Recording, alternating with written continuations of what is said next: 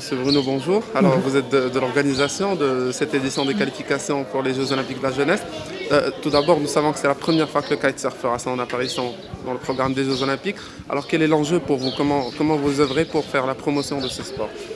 C'est très important pour nous d'être partie de cette famille olympique parce que ça promote le sport dans tout le monde. Parce qu'une fois que les comités olympiques nationaux voient que le sport kitesurf est olympique, ça veut dire qu'ils vont aussi investir un peu de l'argent là-dedans, qu'ils veulent aider les jeunes pour faire leur sport. D'accord. Alors, côté organisation, est-ce que vous avez des chiffres concernant les participants de cette édition? Oui, à l'instant, c'est la qualification pour l'Afrique et l'Europe.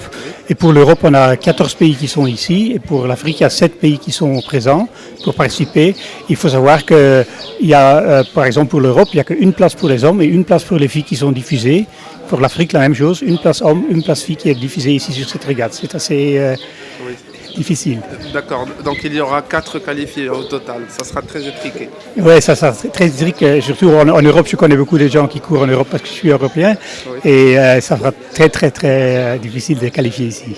D'accord, alors parlez-nous un petit peu de l'épreuve qui fera son apparition pour la première fois cette fois-ci. Ça ne sera pas le wave, freestyle, qu'est-ce que ça sera exactement? Non, le wave et le freestyle, c'est plus avec des juges. Il faut donner un code au saut qu'ils font. Ici, c'est plus facile. Il y aura un départ. Ils vont partir avec 4, 5 ou 6 ensemble. Ils vont faire un parcours, un downwind slalom.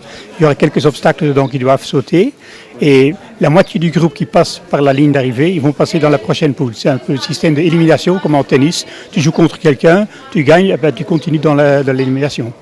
D'accord, alors Monsieur Bruno, est-ce que c'est la première fois que vous venez ici à Dakhla ou est-ce que vous avez déjà... Non, pour moi c'est la deuxième fois que je suis ici. J'étais ici il y a 3 ans pour faire un événement de freestyle et de vagues et j'ai beaucoup apprécié. D'accord, alors vous en tant que connaisseur, vous avez sûrement parcouru beaucoup de spots à travers le monde.